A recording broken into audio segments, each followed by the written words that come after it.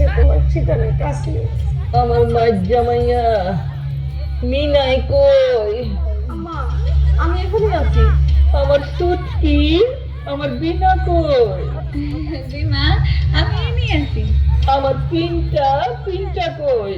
এই যে তোমার পায়ের ধারে বসে আছি। তো আব্বাই কই?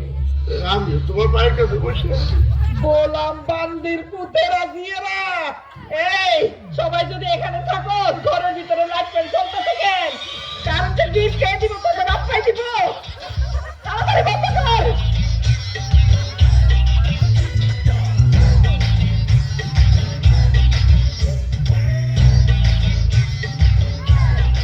আম্মা, সব লাইট ফ্যান বন্ধ করেছি আম্মা। আম্মা তোমার শরীরটা তো অনেক খারাপ, চলো তোমার ডাক্তারের কাছে লইয়া যাই। ডাক্তারকে আমার মত দেখবো, ওষুধপত্র খেয়ে এমনি দিব, 1,000 টাকা দিব না, কোনো দরকার নাই, এমনি ভালো হয়ে যাবো। তোমার যদি ডাক্তারের কাছে লইয়া না যাই তাহলে তো তুমি মরে যাইবা। মানুষ কি না মরে থাকে? মানুষের তো মরণ আছে, অসুখে তো মানুষ মরে যাবে।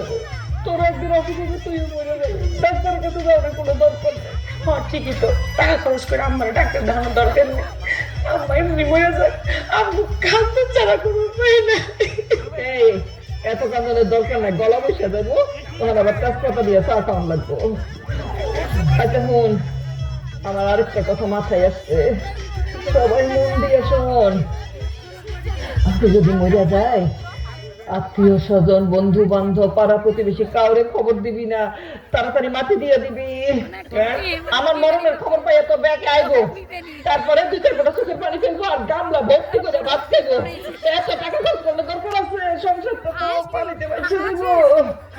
আল্লাহ গো, আম্মা তুমি এত চিন্তা কেন? খালি কি তোর মাই চিন্তা, আমাকে পুরো ফ্যামিলি তো চিন্তা। আল্লাহ মিলে গেছে।